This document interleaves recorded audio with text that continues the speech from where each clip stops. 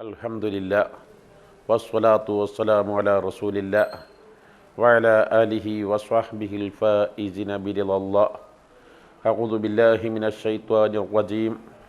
ബിസ്മില്ലാഹിർ റഹ്മാനിർ റഹീം. വസ്സാബിഖൂനസ് സാബിഖൂൻ ഉലൈകൽ മുഖർറബൂൻ. സദഖല്ലാഹുൽ അലിയ്യുൽ അദീം. വസ്വദ്ദഖ ബല്ലഗ റസൂലുഹുൻ നബിയ്യുൽ കരീം. വനഹ്നു അലാ ദാലിക മിനശ് ഷാഹിദീന ശാകിരീൻ.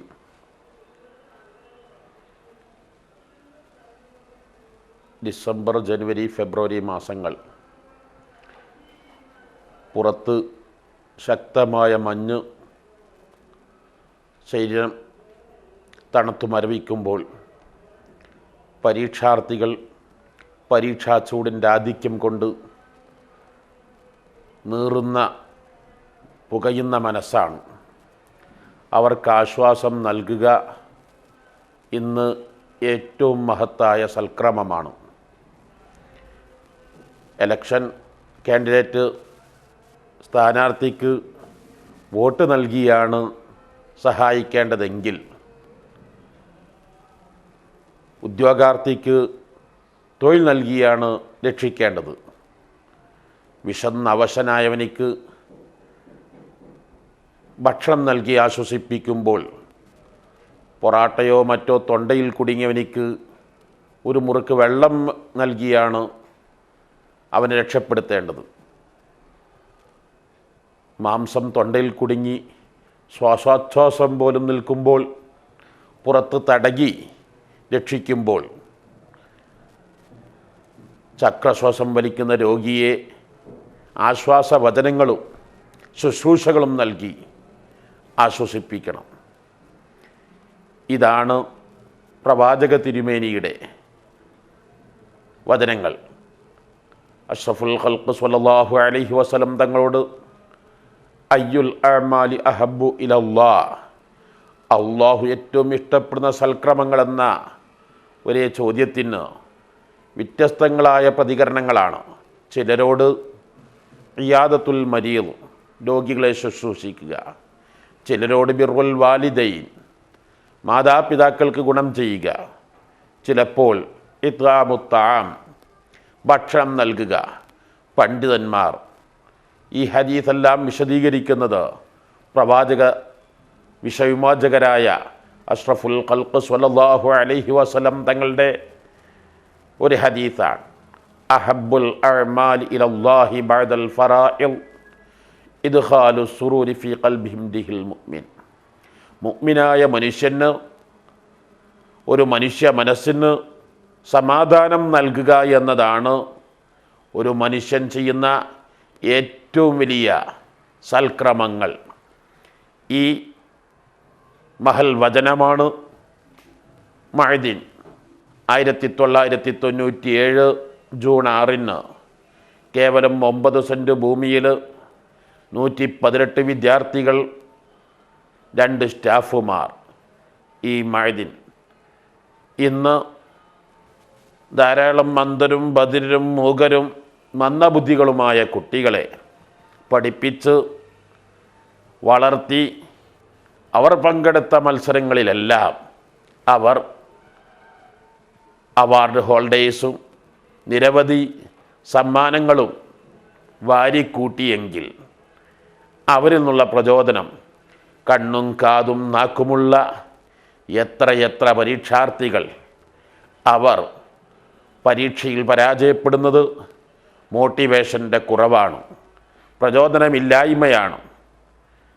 എത്രയോ പരീക്ഷാർത്ഥികൾ സീസണുകളിൽ റിസൾട്ട് വരുമ്പോൾ ആത്മഹത്യ ചെയ്യുന്നതും, ചിലരാവട്ടെ മാനസികമായി തളർന്ന് സൈക്കാട്രിസ്റ്റുകളെയും സൈക്കോളജിസ്റ്റുകളെയും നീണ്ട നിര നിൽക്കുന്നതും, മറ്റു ചിലരാവട്ടെ ആൽക്കഹോളിസത്തിന് അടിമപ്പെടുന്നതും ഒക്കെ പരീക്ഷാ ചൂടിൻ്റെ കാഠിന്യം കൊണ്ടാണ്. പരീക്ഷ അതൊരു ഭാരമായി കാണരുത്, അതൊരു രസകരമായ വെല്ലുവിളിയാണ്. പരീക്ഷ ആ കടമ്പ കടക്കാത്തവരാരും ഈ പ്രപഞ്ചത്തിലില്ല. പരീക്ഷയിലേക്ക് ഷോർട്ട് റൂട്ട് കണ്ടെത്തുന്നത്, ഉദാഹരണത്തിന് കോപ്പി അടിക്കുക, ആരെങ്കിലും സ്വാധീനിക്കാൻ ശ്രമിക്കുക, അതിലൂടെ രക്ഷപ്പെടുമെന്ന പ്രതീക്ഷ ഒരിക്കലും നല്ലതല്ല. മനക്കോട്ടകളൊക്കെ പരീക്ഷാ ഹാളിലെത്തുമ്പോൾ തകർന്നൊന്നു വന്നേക്കാം. പിടിക്കപ്പെട്ടാൽ വലിയ ശിക്ഷകളും, അതിലേറെ തനിക്കും തൻ്റെ കുടുംബത്തിനും തറവാടിനും എന്നെന്നും നാണക്കേടും. ഒന്നുകൂടി പരീക്ഷാർത്ഥികൾ മനസ്സിലാക്കുക, പരീക്ഷ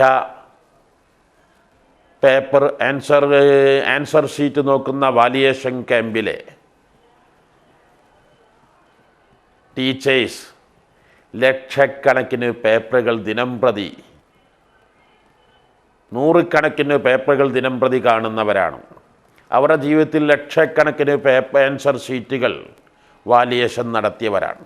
അവരുടെ കയ്യിലൊരു പേപ്പർ കിട്ടുമ്പോൾ, റൈറ്റ് കാണുമ്പോൾ, ഇത് കോപ്പി അടിച്ചതാണോ ഇല്ലേ, ഇത് തൻ്റെ ഒറിജിനലാണോ ഡ്യൂപ്ലിക്കേറ്റാണോ എന്നൊക്കെ മനസ്സിലാക്കാൻ കഴിയും.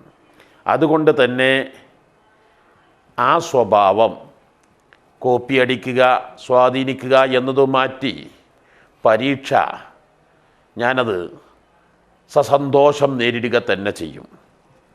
അതിൽ 100% വിജയം ഞാൻ കൈവരിക്കും. മനുഷ്യൻ്റെ മനസ്സിൽ അപകർഷതാബോധം, നിരാശ എന്നൊരു വേർഡ് നമ്മുടെ ഡിക്ഷണറിയിൽ കാണാൻ പാടില്ല. നമ്മുടെ മുൻ രാഷ്ട്രപതി APJ കലാം പറഞ്ഞ പോലെ, യുവാക്കൾക്ക് വലിയ വലിയ സ്വപ്നങ്ങളാണ് നൽകേണ്ടത്. വലിയ വായ തുറക്കുമ്പോൾ ഉമ്മ വലിയ ഉരുള ഉരുട്ടി തരുന്നു. ചെറിയ വായ തുറന്നാൽ ചെറിയ മീൻ്റെ കഷ്ണമേ നമുക്ക് കിട്ടുകയുള്ളൂ. വലിയ ക്ലാസ് കൊടുത്താൽ നിറയെ ചായ കിട്ടും. ചെറിയ ക്ലാസ് ആണെങ്കിൽ ക്ലാസിൻ്റെ തോതനുസരിച്ച് കുറയും. എന്ന പോലെ നമ്മുടെ മനസ്സ് വലുതാക്കുക. അത് സ്റ്റേറ്റ് ലെവലിലല്ല, നാഷണൽ ലെവലിലല്ല, ഇൻ്റർനാഷണൽ ലീഡേഴ്സ് ആവണം. അതിനെല്ലാം ആദ്യത്തെ കടമ്പ എനിക്ക് പരീക്ഷയാണ്. ലോകത്ത് പ്രവാചകരിൽ ഏറ്റവും ഉത്തമരായ പ്രവാചക തിരുമേനിക്ക് ശേഷം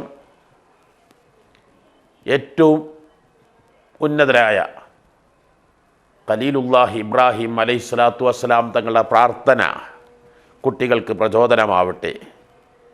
വജിഅൽ ലീ ലിസാന സിദ്ഖിൻ ഫിൽ ആഖിരീൻ. 4000 വർഷം മുമ്പ് ഇബ്രാഹിം നബി പ്രാർത്ഥിച്ച പ്രാർത്ഥനയല്ലേ?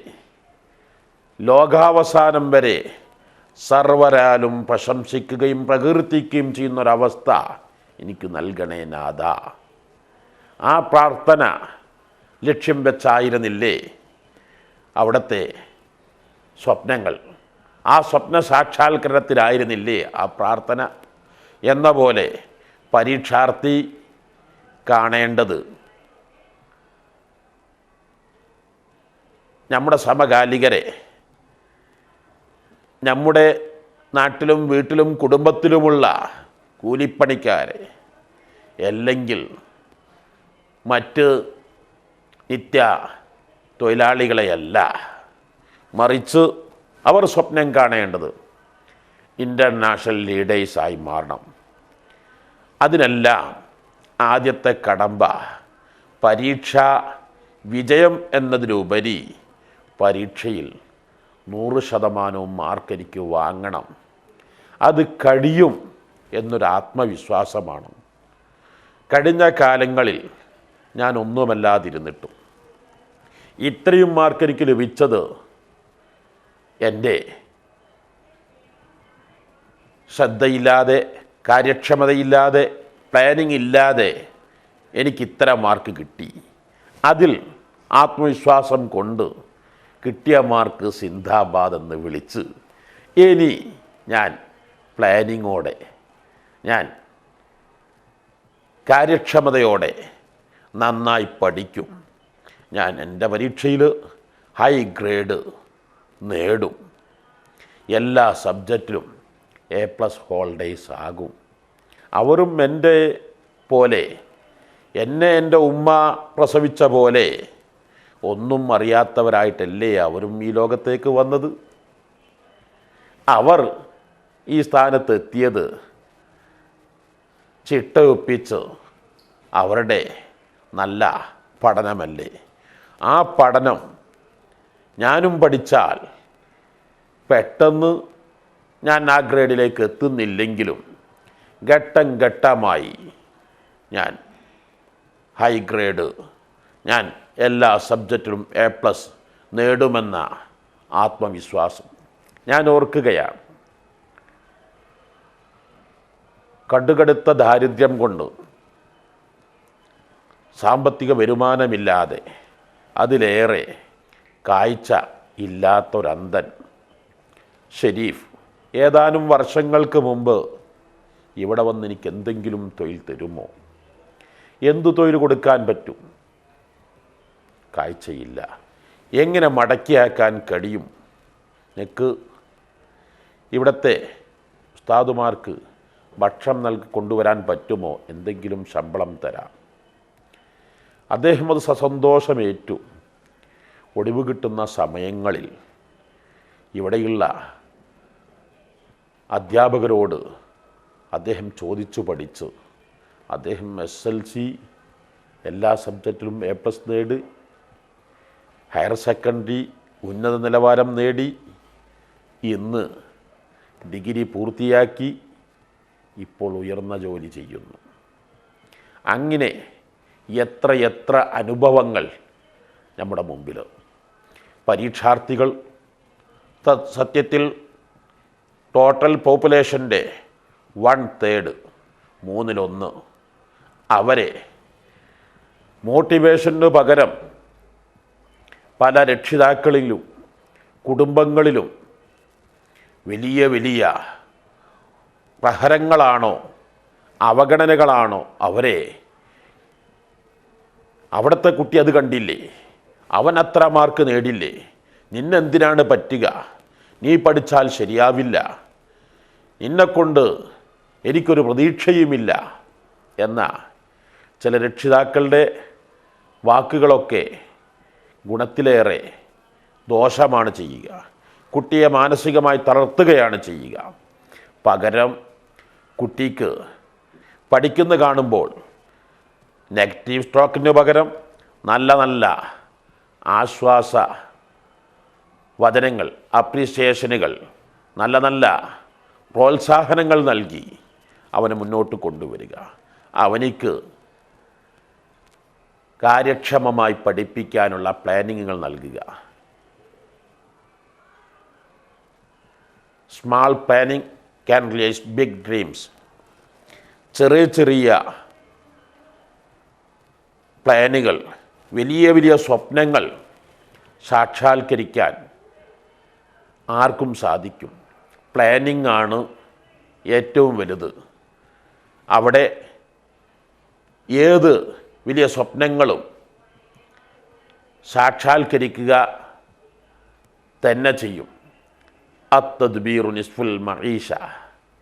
ജീവിതത്തിൻ്റെ പാതി പ്ലാനിങ് ആണ്. പഠനവും പ്രാർത്ഥനയും രണ്ടുകൂടി സമ്മിശ്രമാക്കുക.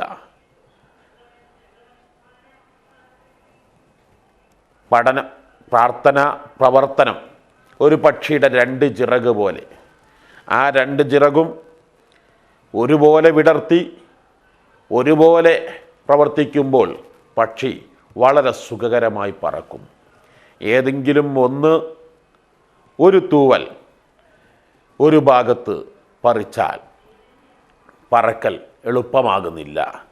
എന്ന പോലെ പ്രാർത്ഥനയ്ക്കൊപ്പിച്ച് പ്രവർത്തനവും പ്രവർത്തനത്തിലൊന്നിച്ച് പ്രാർത്ഥനയും രണ്ടു കൂടി സമ്മിശ്രമാവുകയാണെങ്കിൽ ഈ ലോകം മുഴുവനും നമുക്ക് കീഴടക്കാൻ കഴിയും. ബ്രിട്ടീഷ് ചിന്തകനായ ഡെബ്ബി പറഞ്ഞ വാക്ക് ഞാൻ ഓർക്കുകയാണ്.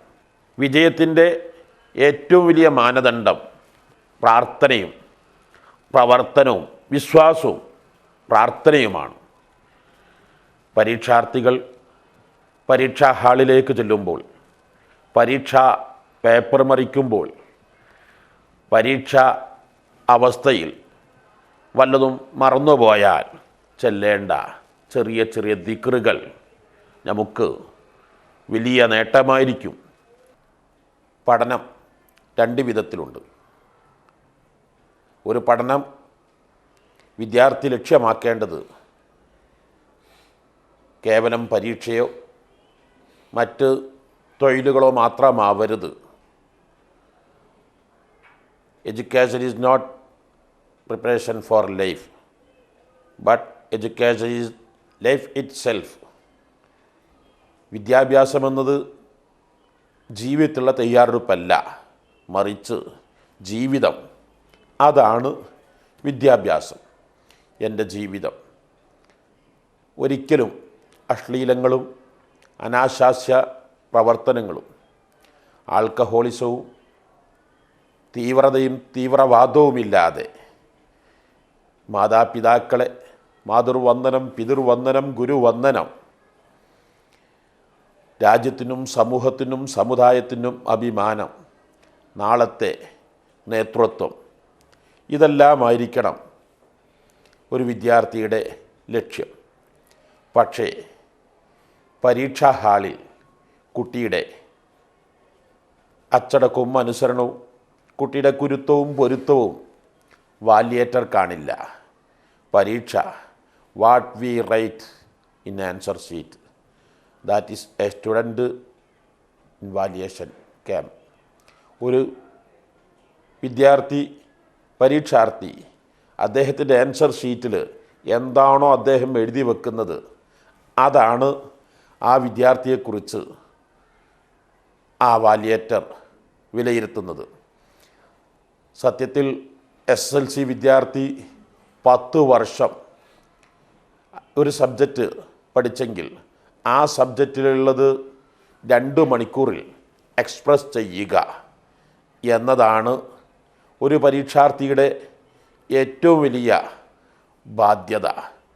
അത് വേണ്ട പോലെ മനസ്സിലാക്കാത്തത്, അതിൻ്റെ പ്രാധാന്യങ്ങൾ ഗ്രഹിക്കാത്തതാണ് സത്യത്തിൽ ഇന്ന് മുസ്ലിം സമൂഹം, വിശിഷ്യ മലപ്പുറം ആദ്യകാലങ്ങളിലൊക്കെ ബാക്ക്വേർഡ് ആവാനുള്ള പ്രധാന കാരണം.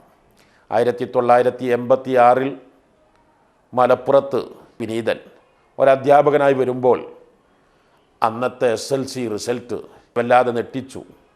100% പരാജയം കൈവരിച്ച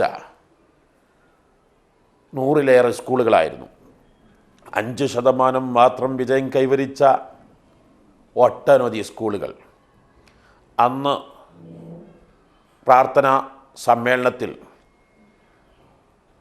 സംസാരിച്ച് ഇന്നും ജീവിച്ചിരിക്കുന്ന ശ്രോതാക്കൾക്കറിയാം എന്തുകൊണ്ട് നമ്മുടെ സമൂഹം മാറില്ല, എന്തുകൊണ്ട് മലപ്പുറം ബാക്ക്വേർഡ് കമ്മ്യൂണിറ്റി, പിന്നോക്ക വിഭാഗമെന്ന ഓമനപ്പേര് മാറ്റില്ല.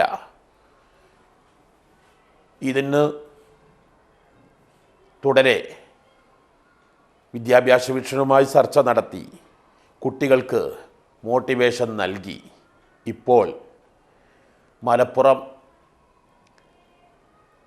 കേരളത്തിൻ്റെ വ്യവസായ തലസ്ഥാനമായ എറണാകുളത്തോടും തെക്കൻ കേരളത്തിലെ കോട്ടയം, തിരുവനന്തപുരം ജില്ലയോട് ഗഡപിടിക്കുന്ന, അല്ലെങ്കിൽ ഹൈജാക്ക് ചെയ്യുന്ന അവസ്ഥയിൽ കഴിഞ്ഞ എൻട്രൻസ് റിസൾട്ടുകളൊക്കെ വന്നപ്പോൾ ചിലർക്കത് വിശ്വസിക്കാനായില്ല. എന്നാൽ ഇവിടുത്തെ ലീഡിങ് ജേണലുകൾ സർവേ നടത്തി കിട്ടിയ റിസൾട്ട് ഫ്രണ്ട് പേജിൽ തന്നെ പ്രസിദ്ധീകരിച്ച് ഓർക്കുമല്ലോ. ജില്ലാ പഞ്ചായത്തിൻ്റെ അശ്രാന്ത പരിശ്രമവും പണ്ഡിതന്മാരുടെ ശക്തമായ നേതൃത്വവും ഞാനൊന്നുകൂടി ഓർക്കുകയാണ്. ഇന്ന് മഅദിൻ 26 സ്ഥാപനങ്ങളിൽ ഏറ്റവും അവസാനം തുടങ്ങിയ സ്ഥാപനമാണ് polytechnic, diploma in civil engineering, diploma in mechanic engineering, diploma in computer engineering, diploma in electrical and electronics. 4 ബ്രാഞ്ചുകളിലായി ഫസ്റ്റ് സെമസ്റ്റർ പരീക്ഷ എഴുതിയ ഈ സമയത്ത് അതിന് തറക്കല്ലിടാൻ ഗൾഫാർ മുഹമ്മദ് അലി സാഹിബ് വന്നപ്പോൾ അദ്ദേഹം പറഞ്ഞൊരു വാക്ക്, ഞാൻ ആദ്യമായി PM ഫൗണ്ടേഷൻ അവാർഡ് പ്രഖ്യാപിക്കുന്നത് 1986 അന്ന് 66% മാർക്കുള്ള കുട്ടികൾക്കാണ് ഞാൻ PM ഫൗണ്ടേഷൻ അവാർഡ് പ്രഖ്യാപിച്ചത്. അന്ന് മലപ്പുറം ജില്ലയിൽ നിന്ന് ഒരപേക്ഷാർത്ഥി പോലും ഇല്ലായിരുന്നു. ഇപ്പോൾ ഞാൻ PM ഫൗണ്ടേഷൻ അവാർഡ് കൊടുക്കുന്നത് 96% മാർക്ക് ഉള്ള കുട്ടികൾക്കാണ്. ഇത്തവണ മലപ്പുറം ജില്ലയിൽ നിന്ന് മാത്രം 800-ലേറെ നേടിയവരുണ്ട്. ഇത് ഏത് പിന്നോക്കം നിൽക്കുന്ന വിഭാഗത്തെയും മോട്ടിവേഷൻ നൽകിയാൽ വളർത്തിക്കൊണ്ടുവരാമെന്നതിന് തെളിവാണ്. ഇന്ത്യക്ക് സ്വാതന്ത്ര്യം ലഭിക്കുന്നതിന് മുമ്പ് കണ്ടുകൂടാത്ത, തൊട്ടുകൂടാത്ത, തീണ്ടിക്കൂടാത്ത എന്നെല്ലാം വിശേഷിപ്പിക്കപ്പെട്ടിരുന്ന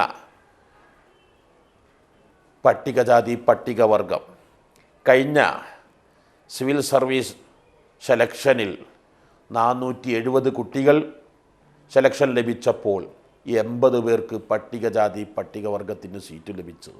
നമ്മുടെ രാജ്യത്തിൻ്റെ കൂട്ടായ ശ്രമത്തിലൂടെ ഇത്രയും ഉന്നത വിദ്യാഭ്യാസ നിലവാരത്തിലേക്ക് എത്തിയപ്പോൾ ഏറെ ഖേദകരം, അത് നമുക്ക് സന്തോഷകരമാണെങ്കിലും ഖേദകരം, 4 മുസ്ലിം സഹോദരങ്ങൾ മാത്രമേ ഉള്ളൂ എന്നത് ഇവിടുത്തെ ഭരണകൂടവും ഇവിടുത്തെ വാർത്താ മീഡിയകളും മുസ്ലിം സമൂഹത്തിൻ്റെ പിന്നോക്കാവസ്ഥ മനസ്സിലാക്കി അവരെ വിദ്യാഭ്യാസപരമായി ഉയർത്തുന്നതിന് എല്ലാ പ്രോത്സാഹനങ്ങളും ചെയ്യേണ്ടത് വളരെ അനിവാര്യമാണ്.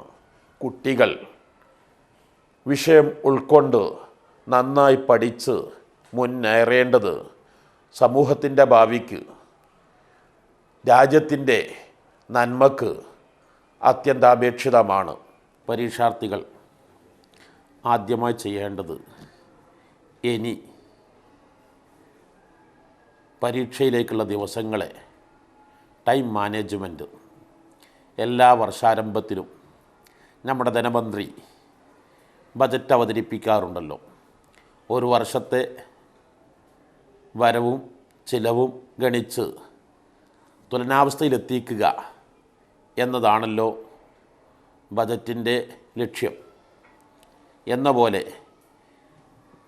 പരീക്ഷ വരെയുള്ള ഓരോ ദിവസങ്ങളും മണിക്കൂറുകളായി ഗണിക്കുക. തനിക്ക് പഠിക്കാനുള്ള സബ്ജക്റ്റുകൾ, ചാപ്റ്ററുകൾ അനലൈസ് ചെയ്യുക. അത് തൻ്റെ സബ്ജക്റ്റുകൾ 3 തരംതിരിക്കാം. ഒന്ന് ടഫസ്റ്റ്, മറ്റൊന്ന് ടഫ്, മറ്റൊന്ന് ഈസി. വളരെ പ്രയാസമുള്ളത്, പ്രയാസം തോന്നുന്നത്, വളരെ എളുപ്പമുള്ളത്. സാധാരണഗതിയിൽ വിദ്യാർത്ഥികൾ ഈസി അതുമാത്രം പഠിക്കുക, ഇത് ശരിയല്ല. പരീക്ഷാ ഹാളിൽ ആൻസർ എഴുതുമ്പോൾ ആദ്യം എളുപ്പമുള്ളത് തിരഞ്ഞെടുക്കുക എന്നതാണ് ബുദ്ധിയെങ്കിലും പഠനത്തിൽ മുൻഗണന നൽകേണ്ടത് ഏറ്റവും പ്രയാസമുള്ളത് എളുപ്പമാക്കാൻ എന്താണ് മാർഗം. എൻ്റെ ക്ലാസ്സിൽ ഈ സബ്ജക്റ്റിൽ ഹൈ ഗ്രേഡ് നേടിയ കുട്ടികൾ, എൻ്റെ കുടുംബത്തിൽ, എൻ്റെ നാട്ടിൽ ഇതിൽ ഏറ്റവും ഉന്നതസ്ഥാനീയർ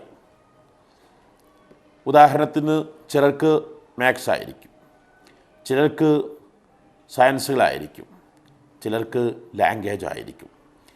മാത്സ് ഏതെങ്കിലും ചാപ്റ്റർ അല്ലെങ്കിൽ മാത്സ് മൊത്തം ഒരു ടഫായി തോന്നുന്നുവെങ്കിൽ അതിൽ ഹൈ ഗ്രേഡുള്ള കുട്ടികളെ കണ്ടെത്തി അവരോട് വിനയാന്വിതനായി എന്നെ നിരീക്ഷിക്കണം, ഞാൻ നിനക്കെന്നും കടപ്പെട്ടവരായിരിക്കും, ഞാൻ നിനക്കെന്നും നന്ദി പ്രകാശിപ്പിക്കുമെന്ന് അവനുകൾ ഓഫർ നൽകി അവനിൽ നിന്ന് കാര്യങ്ങൾ പഠിക്കാൻ സമയം നീക്കി വെക്കുക. ഉദാഹരണത്തിന് ഇനിയുള്ള 10 ദിവസങ്ങൾ ഞാൻ എൻ്റെ പ്രയാസമേറിയ ഭാഗങ്ങൾ ഈസിയാക്കിയല്ലാതെ ഞാൻ ഈ ദിവസങ്ങൾ മറികടക്കുകയില്ല. ദിവസം 6 മണിക്കൂർ ഉറങ്ങണം, നമുക്ക് പ്രാഥമിക മുറകൾ നിർവഹിക്കണം. അത്യന്താപേക്ഷിതമായ കാര്യങ്ങൾ കഴിഞ്ഞ് 1 സെക്കൻഡ് പോലും ഞാൻ ഈ സമയങ്ങളിൽ ആസ്വാദനങ്ങൾക്കോ അല്ലെങ്കിൽ മറ്റ് വേസ്റ്റാക്കാനോ വേസ്റ്റാക്കാതെ ഞാൻ അതിന് ഏത് കവാടങ്ങൾ, ഏത് ഡോറ് മുട്ടണമെങ്കിൽ ആ ഡോറ് മുട്ടി ഞാനത് ചെയ്യും. ഈ പ്രയാസങ്ങളും വിഷമങ്ങളും രക്ഷിതാവിൻ്റെ ശ്രദ്ധയിൽപ്പെടുത്തി രക്ഷിതാവ് ഈ സബ്ജക്റ്റിൽ എക്സ്പേർട്ടായ ആളുകളെ കണ്ടെത്തി അവർക്ക് ട്യൂഷനുകളോ മറ്റ് ഉപദേശ നിർദ്ദേശങ്ങളോ നൽകി കുട്ടിയെ മുന്നോട്ട് കൊണ്ടുവരിക. ബാക്കി വിഷയങ്ങൾ കഴിഞ്ഞ കാലപരീക്ഷകളിലെ മോഡൽ പേപ്പറുകൾ പരമാവധി കുട്ടികളിൽ നിന്ന് സംഘടിപ്പിച്ച് അത് റിവിഷൻ പഠനം നടത്തുമ്പോൾ ഫസ്റ്റ് 3 നമുക്ക് തരംതിരിക്കാം. ഫസ്റ്റ് റിവിഷൻ നമുക്ക് ടെക്സ്റ്റ് ബുക്കുകളും നോട്ടുകളും തയ്യാർ ചെയ്തുകൊണ്ടാണ്. രണ്ടാമത്തേത് നമുക്ക് നോട്ടുകൾ നോക്കി പഠിക്കാൻ നമുക്ക് കഴിയണം. പരീക്ഷാ ഹാളിലെത്തുമ്പോൾ ആ പരീക്ഷയുടെ ലാസ്റ്റ് നിമിഷങ്ങളിൽ ടെക്സ്റ്റ് ബുക്കുകൾ പരതി നോക്കാൻ നമുക്ക് കഴിയുകയില്ല.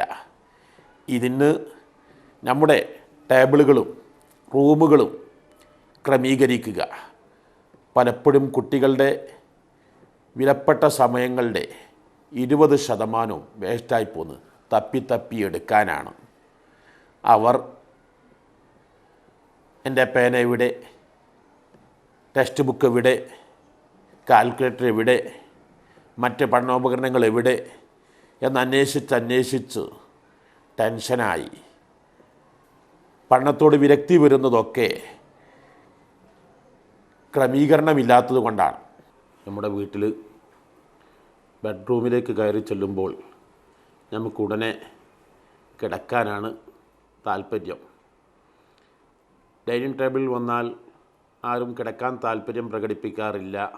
അവിടെ നല്ല ഫുഡാണ് അവൻ്റെ മനസ്സിൽ തെളിയുന്നത്, നാക്കിൽ നീര് നിറയുകയാണ്. Office റൂമിലാവട്ടെ office വർക്കുകളാണ്. എന്നാൽ ഒരു പരീക്ഷാർത്ഥിയെ സംബന്ധിച്ചിടത്തോളം രക്ഷിതാവ് ചെയ്യേണ്ട ഏറ്റവും വലിയ ബാധ്യതയാണ് അവനിക്കായി ഒരു റൂം തയ്യാർ ചെയ്യുക.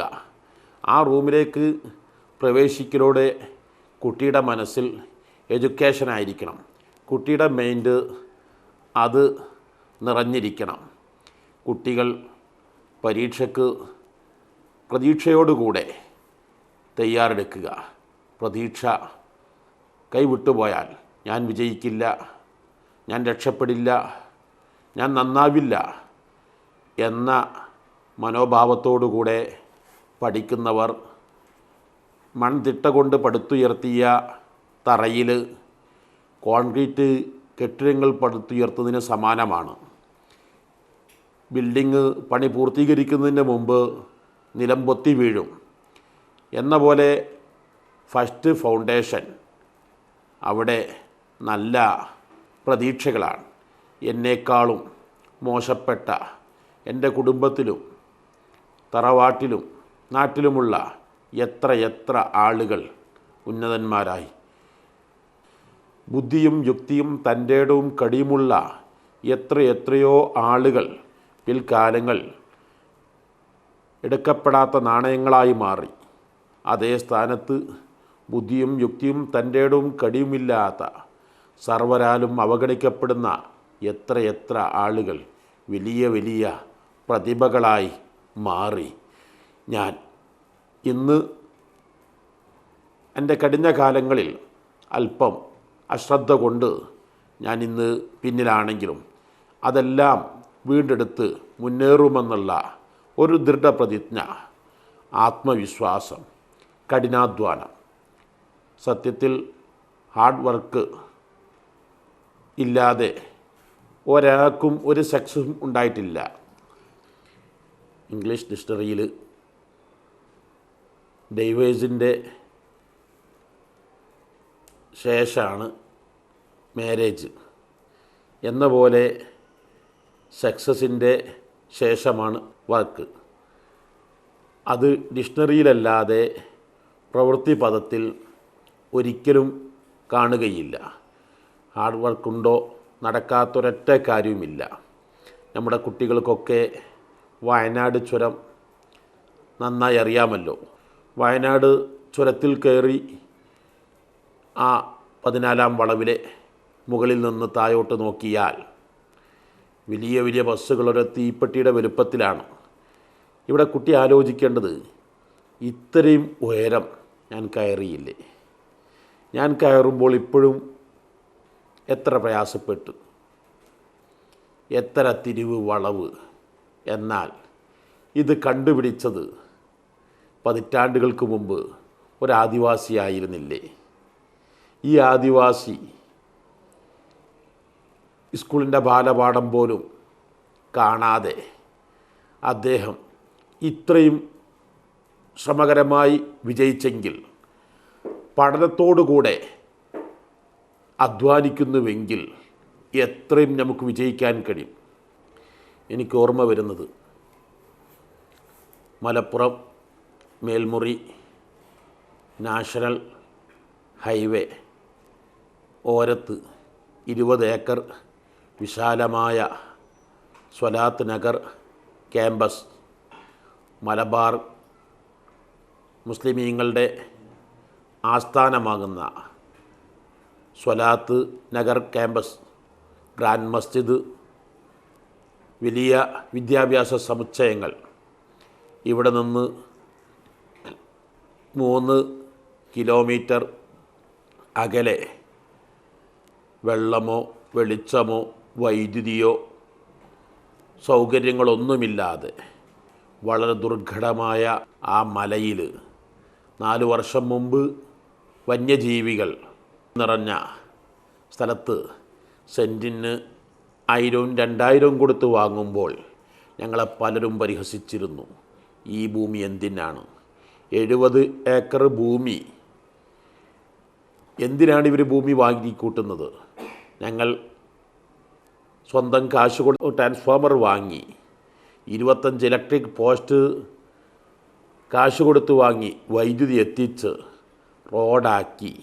ഇപ്പോൾ arts and science college, microbiology, function English, BBA, ITC, secondary, higher secondary, national development അതോറിറ്റിയുടെ അപ്രൂവൽ ലഭിച്ച കേരളത്തിലെ ഏക സ്ഥാപനമായ Gulf training English village, central government minority status ലഭിച്ച 5 സ്ഥാപനങ്ങൾ, ഇങ്ങനെ 26 സ്ഥാപനങ്ങൾ, 13,500 കുട്ടികൾ പഠിച്ച് ഇന്ന് വലിയൊരു ടൗണിൻ്റെ പ്രതീതി 4 വർഷം കൊണ്ടാണ്. നമുക്ക് പരിശ്രമിച്ചാൽ വിജയിക്കാത്ത ഒന്നുമില്ല.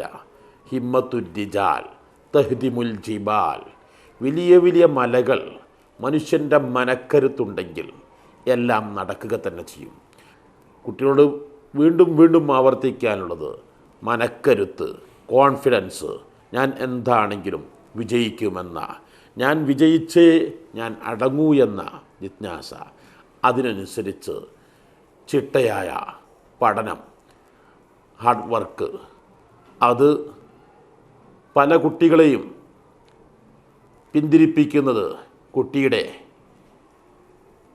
മറവി, താൽപ്പര്യക്കുറവ്, ഓർമ്മക്കുറവ്, അറിവില്ലായ്മ, മനസ്സിലാകാതിരിക്കുക, ഇതൊക്കെയാണ്. സത്യത്തിൽ എൻ്റെ എല്ലാമെല്ലാമായ കൗമാരപ്രായക്കാരോട്, കുട്ടികളോട് പറയാനുള്ളത് ഇതെല്ലാവരും അനുഭവിച്ചതാണ്.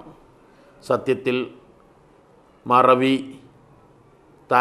മറവി തിരിയാത്തത് ഇതെല്ലാം രണ്ട് കാരണങ്ങളെ കൊണ്ടാണ്. ഒന്ന് താല്പര്യമില്ലാത്തത് കൊണ്ട്, മറ്റൊന്ന് ആവർത്തനമില്ലാത്തത് കൊണ്ട്. കുട്ടികൾ സ്വയം ഒന്ന് കണ്ണോടിക്കുക നിങ്ങളുടെ ജീവിതത്തിലേക്ക്. സ്പോർട്സ്മാൻ സ്പിരിറ്റ് ഉള്ള കുട്ടികൾക്ക് നിങ്ങളുടെ സ്പോർട്സ് താരങ്ങൾ ഒരു തവണ കേൾക്കുമ്പോൾ നിങ്ങളുടെ മൈൻഡുകൾ അത് ഫീഡ് ചെയ്തു. പിന്നീട് നിങ്ങൾക്ക് ആവർത്തിക്കേണ്ടതേ ഇല്ല. ഇൻട്രസ്റ്റും ആവർത്തിച്ചുള്ള പഠനവും, ഇന്നത് റിവിഷൻ പഠനം, ഇത് രണ്ടു കൂടി സമ്മിശ്രമാവുകയാണെങ്കിൽ ഒരു മനുഷ്യനും മറക്കുകയില്ല, ഒന്നും തിരിയാതെയാവുകയില്ല എന്നുള്ളതാണ് എപ്പോഴും മനസ്സിലാക്കേണ്ടത്. റിവിഷൻ പഠനം പറയുമ്പോൾ എൻ്റെ പ്രിയപ്പെട്ട കുട്ടികൾ ഉണർത്തട്ടെ, ടെക്സ്റ്റ് ബുക്കുകൾ നോക്കുമ്പോൾ ഏത് പാഠങ്ങൾ വായിക്കുമ്പോഴും അതിൽ പ്രധാനപ്പെട്ട പോയിൻ്റുകൾ തയ്യാർ ചെയ്യാൻ ഒരു കുറിപ്പ്, ഒരു നോട്ട് തയ്യാറാക്കുക. രണ്ടാമത്തെ റിവിഷനിൽ നിങ്ങൾ ആ ബുക്കുകളും ആ നോട്ടുകളും ഒരുമിച്ച് വായിക്കുക. മൂന്നാമത്തെ റിവിഷനിൽ നിങ്ങൾ ആ നോട്ടുകൾ മാത്രം നോക്കുക, ആ കുറിപ്പുകൾ മാത്രം ആശ്രയിക്കുക. ആ കുറിപ്പ് പരീക്ഷാ ക്യാമ്പസിലേക്ക് കടക്കുന്നത് വരെയും ആവർത്തിച്ച് നിങ്ങളുടെ കിടപ്പ് മുറിയിലും നിങ്ങളുടെ യാത്രകളിലും നിങ്ങളുടെ വിശ്രമസ്ഥലങ്ങളിലും എല്ലാം അത് ആവർത്തിച്ച് നോക്കി ഇതിലുള്ള സബ്ജക്റ്റുകൾ മറ്റുള്ളവരോട്, നിങ്ങളുടെ കൂട്ടുകാരോട് ചോദ്യം ചോദിച്ച്, ഇനിയുള്ള നിങ്ങളുടെ ഹാബിറ്റ് ആൻസറും ക്വസ്റ്റ്യനുമാവട്ടെ, നിങ്ങൾ അങ്ങോട്ട് ചോദിക്കുക, അവരുടെ ആൻസർ നിങ്ങൾ വിലയിരുത്തുക, നിങ്ങളോട് ഇങ്ങോട്ട് ചോദിക്കുക, നിങ്ങൾ പറയുന്ന ആൻസർ ശരിയാണോ ഇല്ലേ എന്ന് നിങ്ങൾ വീണ്ടും ആവർത്തിക്കുക. നിങ്ങളുടെ മനസ്സ് എല്ലാം ഉൾക്കൊള്ളാൻ പര്യാപ്തമാണ് എന്ന് നിങ്ങൾ ഉറച്ചു വിശ്വസിക്കുക. ഒരു മനുഷ്യൻ്റെ മനസ്സിൽ 30 ബില്യൺ ന്യൂറോൺ, 1 ബില്യൺ എന്നാൽ 100 കോടി എന്നാണല്ലോ. അപ്പോൾ 3000 കോടി കോശങ്ങൾ ഏതേത് മനുഷ്യനും ജന്മന അല്ലാഹു തആല സൃഷ്ടിച്ചിട്ടുണ്ട് എന്ന് ഞാനും നിങ്ങളും തിരിച്ചറിയണം. അതിൽ ഓരോ കോശങ്ങളും കോടിക്കണക്കിന് ഡാറ്റാസുകൾ ഉൾക്കൊള്ളാൻ പര്യാപ്തമാണ്. 5 ലൈബ്രറിയിൽ നിറഞ്ഞു നിൽക്കുന്ന ഗ്രന്ഥങ്ങളിലെ എല്ലാ ഡാറ്റാസുകളും ഉപയോഗപ്പെടുത്താൻ ഒരു ന്യൂറോൺ മതി. പക്ഷേ മനുഷ്യരാവട്ടെ അവരുടെ കോശങ്ങൾ വേണ്ടത്ര ഉപയോഗപ്പെടുത്തുന്നില്ല എന്നുള്ളതാണ് വസ്തുത. അതുകൊണ്ട് തന്നെ എല്ലാ വിദ്യാർത്ഥികളും എന്നെ സൃഷ്ടാവ് സൃഷ്ടിച്ചതും പടച്ചതും ഞാൻ സമൂഹത്തിനും സമുദായത്തിനും ഉന്നത പൗരനായി മാറാൻ, രാജ്യത്തിനും സമൂഹത്തിനും നന്മ ചെയ്യാൻ അതിൻ്റെ ആദ്യ കവാടമാണ്, ടേണിംഗ് പോയിൻ്റാണ് എൻ്റെ പരീക്ഷ. ആ പരീക്ഷയിൽ ഉന്നത വിജയം കൈവരിക്കാം. ആ പരീക്ഷയ്ക്ക് വിഘാതമാകുന്ന, ക്ഷീണം വരുത്തുന്ന ഉറക്ക്, അസ്വസ്ഥ, അതിൽ നിന്ന് ഞാൻ മാറി നിൽക്കും. ആവശ്യത്തിന് ഉറങ്ങണം, അനാവശ്യമായി ഉറക്ക് ഉണ്ടാവരുത്. ക്ഷീണത്തിലേക്ക് വരുത്തുന്ന ഭക്ഷണ രീതി,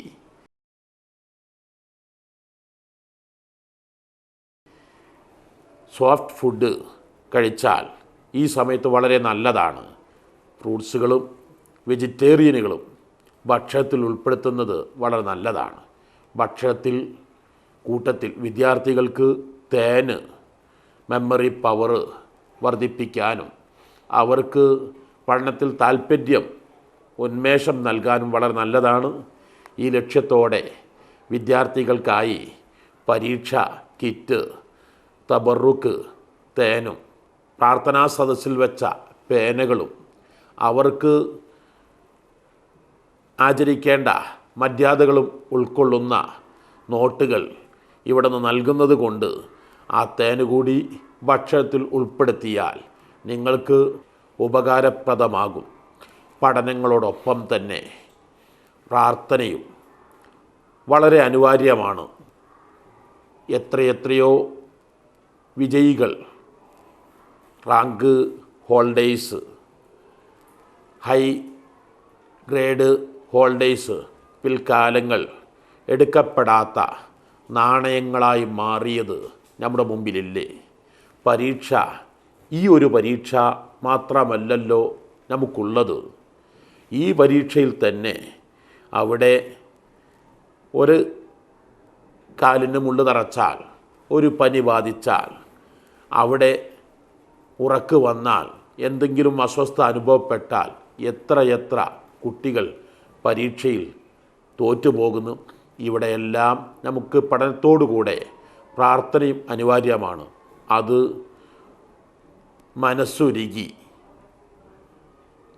കണ്ണ് നിറഞ്ഞ് ഇരു കരങ്ങളും അള്ളാഹുവിലേക്ക്, സൃഷ്ടാവായ റബ്ബിലേക്ക് ഉയർത്തി എല്ലാ നിസ്കാര ശേഷവും 1 മിനിറ്റ് പ്രാർത്ഥനയ്ക്ക് വേണ്ടി നീക്കി വെക്കുന്നത് 5 മിനിറ്റല്ലേ നമുക്ക് ആവശ്യമായി വരികയുള്ളൂ. എഴുന്നേൽക്കുന്നത് ആലപ്പുഴ മെഡിക്കൽ കോളേജ് പ്രൊഫസർ എഴുതിയ പോലെ ബ്രഹ്മമുഹൂർത്തത്തിലാവട്ടെ.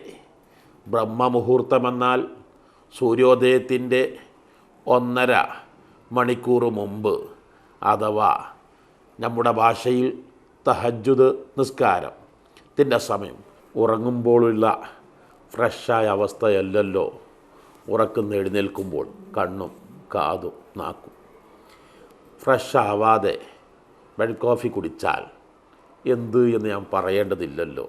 അവിടെ കണ്ണും കാതും നാക്കും മുഖവും കയ്യും കാലും കഴുകി ഒന്ന് ഫ്രഷാവുക. ഇതിനാണല്ലോ വുളു എന്ന് പറയുന്നത്. ഞാൻ വുളു എടുക്കുന്നു എന്ന നിയ്യത്തോടെ മുഖം കഴുകി കയ്യും കാലും വൃത്തിയാക്കി 2 റക്അത്ത് നിസ്കാരം, തഹജ്ജുദിൻ്റെ നിസ്കാരം, അത് ഓർമ്മശക്തി വർദ്ധിപ്പിക്കാനും ഗ്രാഹ്യശക്തി കൂട്ടാനും വളരെ നല്ലതാണ്. അതിൻ്റെ ശേഷം ഒരു സ്വലാത്ത്, അല്ലാഹുമ്മ സ്വല്ലി അലാ സയ്യിദന മുഹമ്മദിൻ മുഹ്യിൻ നുഫൂസ് സ്വലാത്തൻ തുസ്ഇദുന ബിഹാ ഫി ജമീഇ ദുറൂസ് വഅലാ ആലിഹി വസ്വഹ്ബിഹി വസല്ലി. പ്രവാചകരാണ് നമുക്കെല്ലാറ്റിലും മാതൃക. പ്രവാചകർ ലക്ഷക്കണക്കിന് പരാജിതരെ വിജയിപ്പിച്ചവരാണ്. അവിടുത്തെ പ്രകീർത്തനങ്ങൾ, ഇത് പരീക്ഷാ വിജയം പ്രത്യേകം ലക്ഷ്യം വെച്ചുകൊണ്ടുള്ള സ്വലാത്താണ്. എല്ലാ പരീക്ഷകളിലും ഈ സ്വലാത്ത് പതിവാക്കുന്നുവെങ്കിൽ പരീക്ഷയുടെ മുമ്പ് 4 തവണ പറയുക. പരീക്ഷാ ദിവസങ്ങളിൽ 12 തവണ ഈ സ്വലാത്ത് പറയുന്നത് വളരെ നല്ലതാണ്. ശേഷം ബുക്കുകൾ വായിച്ച് സുബഹി നിസ്കരിച്ചാൽ അല്പം ഖുർആൻ ഓതുന്നത് ബുദ്ധി വളർച്ചയ്ക്കും ശാരീരിക, മാനസിക, സാമൂഹിക, ആത്മീയാരോഗ്യ വർധനവിന് ഏറ്റവും നല്ലതാണ്. ഖുർആൻ പാരായണം, അല്പം ഖുർആൻ ഓതി പ്രധാനപ്പെട്ട ടെസ്റ്റുകൾ വായിച്ച് 5 വക്ത് നിസ്കാരങ്ങൾക്ക് ശേഷവും വലത്തെ കൈ ഇടത്തെ നെഞ്ചത്ത് ഇങ്ങനെ കൈവച്ച് ഹൃദയഭാഗത്ത് ഹൃദയത്തോട് ചേർത്ത് പിടിച്ച് അലം നശ്റഹ് ലക സ്വദ്റക് വവളഅന അൻക വിസ്റക അല്ലദി അൻഖള ലഹ്റക് സൂറത്തുൽ ഇൻശിറാഹ് 3 വട്ടം ചൊല്ലി ഊതുക. ഇങ്ങനെ 5 വക്തിലും ചെയ്ത് രാത്രി ഉറങ്ങുന്ന സമയത്ത് ഇദാ വഖഅത്തിൽ വാഖിയ സൂറത്തിലെ വസ്സാബിഖുനസ്സാബിഖൂൻ ഉലൈക്കൽ മുഖറബൂൻ ഹൈ റാങ്ക് ഹോൾഡേഴ്സ് ആവണം, ഹൈ ഗ്രേഡ് ഹോൾഡേഴ്സ് ആവണം എന്ന ലക്ഷ്യത്തോടെ ഈ ആയത്ത് 11 തവണ ചൊല്ലി മറ്റു ദിക്റുകൾ പതിവാക്കി ഉറങ്ങുക. പരീക്ഷ ഹാളിലേക്ക് പോകുമ്പോൾ ഞാൻ എല്ലാം റെഡിയാക്കിയിട്ടുണ്ട്. എനിക്കൊരു പ്രശ്നവും ഇല്ല. എനിക്ക് അനേകം ആളുകളുടെ പ്രാർത്ഥനയുണ്ട്. എനിക്ക് ഉമ്മ ഉപ്പായുടെ എൻ്റെ ഗുരുനാഥന്മാരുടെ പൊരുത്തമുണ്ട്. ഞാൻ വിജയിക്കുക തന്നെ ചെയ്യുമെന്ന ആത്മവിശ്വാസത്തോടെ പരീക്ഷ ക്യാമ്പസിലേക്ക് കടക്കുമ്പോൾ സൂറത്തുൽ ഇസ്രാ വഖുർ റബ്ബി അദ്ഖിൽനി മുദ്ഖല സ്വിദ്ഖിൻ വഅഖിദിനി മുഖ്റജ സ്വിദ്ഖിൻ വജ്അൽ ലി മിൻ ലദുൻക സുൽത്താനൻ നസീറ എന്ന ആയത്ത് ചൊല്ലി പരീക്ഷാ ഹാളിലേക്ക് കടക്കുക. നാഥ, വിജയത്തിൻ്റെ പാതയിൽ എന്നെ പ്രവേശിപ്പിച്ചു എനിക്കാവശ്യമാകുന്ന നിർദ്ദേശങ്ങളെല്ലാം എൻ്റെ മനസ്സുകളിൽ നീ എത്തിച്ച് എന്നെ വിജയുടെ പാതയിൽ ഉറപ്പിക്കണേ അല്ലാ എന്നർത്ഥം വരുന്ന പ്രാർത്ഥന പരീക്ഷാ പേപ്പർ ക്വസ്റ്റ്യൻ കിട്ടുമ്പോൾ അത് ആദ്യമായി തുറക്കുന്ന സമയത്ത് ബിസ്മില്ലാഹി തവക്കൽതു അലല്ലാഹ് ബിഹഖി മുഹമ്മദിൻ സ്വല്ലല്ലാഹു അലൈഹി വസല്ലം എല്ലാം നാഥ നിന്നിൽ ഞാൻ സമർപ്പിച്ചു. ശേഷം ഈസിയുള്ള ചോദ്യങ്ങൾ ഉറപ്പുവരുത്തി ടഫസ്റ്റായി തോന്നുന്നത് മാർക്ക് ചെയ്ത്, അവിടെ പഠനത്തിൻ്റെ സമയത്ത് ടഫസ്റ്റിനാണ് ആദ്യം മുൻഗണന നൽകിയത്. ഇവിടെ അങ്ങനെയല്ല. ഈസി ചോദ്യങ്ങൾക്ക് വേഗം മറുപടികൾ എഴുതി മറന്നുപോയി എന്ന് തോന്നുമ്പോൾ, കിട്ടാത്തത് എന്ന് മനസ്സിലാകുമ്പോൾ ലാ ഇലാഹ ഇല്ലാ അന്ത സുബ്ഹാനക ഇന്നി കുന്തു മിനൽ-ളാലിമീൻ എന്ന ദിക്റ് ചൊല്ലിയാൽ അതപ്പോൾ ഓർമ്മയായി വരുമെന്ന് ഗ്രന്ഥങ്ങളിൽ കാണാം.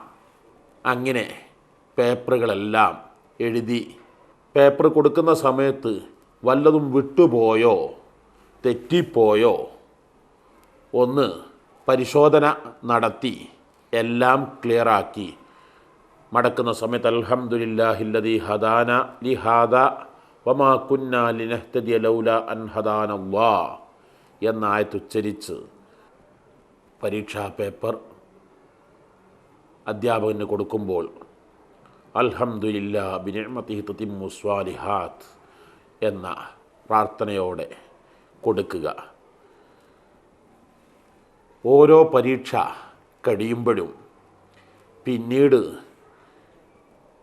കിട്ടാത്ത വല്ലതുമുണ്ടെങ്കിൽ അതിൻ്റെ പേരിൽ ടെൻഷനടിച്ച് നഷ്ടപ്പെട്ടു പോയല്ലോ എന്ന ദുഃഖം അടുത്ത ദിവസത്തെ പരീക്ഷയെ വീണ്ടും നമുക്ക് ദോഷമായി ബാധിക്കുകയല്ലാതെ ഞാനത് വിട്ടു.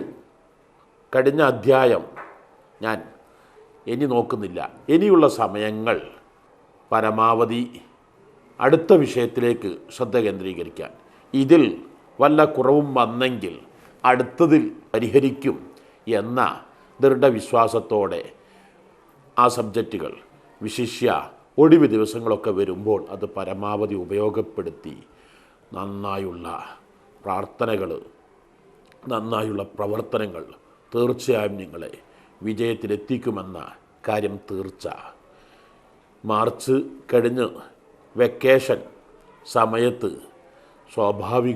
സ്വാഭാവികമായും പലപ്പോഴും കുട്ടികൾ പിന്നെന്തുമാകാം എന്നുള്ളൊരവസ്ഥ അത് പലപ്പോഴും അവരെ അശ്ലീലങ്ങളിലേക്കും അനാശാസ്യ പ്രവണതകളിലേക്കും മോശം കൂട്ടുകെട്ടിലേക്കും എത്തിക്കും. അതിന് പകരം അവർക്ക് ആ വെക്കേഷൻ ടൈം വേണ്ട പോലെ വിനോദങ്ങളും ആസ്വാദനങ്ങളും ആവലോടുകൂടെ തന്നെ അത് അടുത്ത വർഷത്തേക്ക് ഭാവി ജീവിതത്തിലേക്ക് ഒരു മുതൽക്കൂട്ടാക്കണമെന്ന ലക്ഷ്യത്തോടെ മഅ്ദിൻ വളരെ വിപുലമായി ഇംഗ്ലീഷ് വില്ലേജ് ഗൾഫ് ട്രെയിനിങ് അതിൽ പങ്കെടുത്ത പല വിദ്യാർത്ഥികളും ഇന്ന് സമൂഹത്തിലെ ഉന്നതരും പ്രഗത്ഭരുമായി മാറാൻ സാധിച്ചിട്ടുണ്ട്.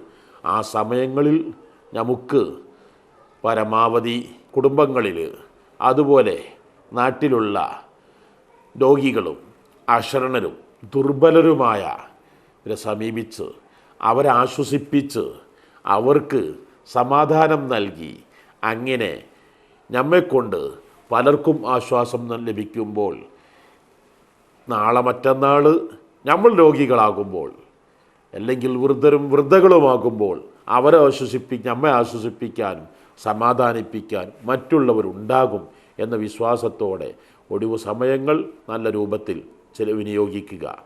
അവസാനമായി വിവിധ പരീക്ഷകൾ അഭിമുഖീകരിക്കുന്ന പരീക്ഷാർത്ഥികൾക്ക് സ്വലാത്ത് നഗറിലെ എല്ലാ പ്രാർത്ഥനകളിലും സ്വലാത്ത് നഗറിലെ ഉസ്താദുമാരുടെയും വിദ്യാർത്ഥികളുടെയും എൻ്റെയും എല്ലാ പ്രവർത്തനങ്ങളിലും നിങ്ങൾ നിറഞ്ഞിരിക്കും. നിങ്ങളെന്നും ഞങ്ങൾ സ്മരിക്കും. നിങ്ങളുടെ വിജയത്തിന് ഉന്നമനത്തിന് ഐഹിക പാരത്രിക ജീവിത വിജയത്തിന് സ്ഥാപനം സദാസമയത്തും നിങ്ങളോടൊപ്പമുണ്ട് എന്ന് നിങ്ങൾക്ക് വാക്ക് നൽകി. നിങ്ങൾക്ക് എല്ലാവിധ വിജയാശംസകളും നേർന്ന് വാക്കുകൾക്ക് വിട. അസ്സലാമു അലൈക്കും വറഹ്മത്തുള്ളാഹി വബറകാതുഹു.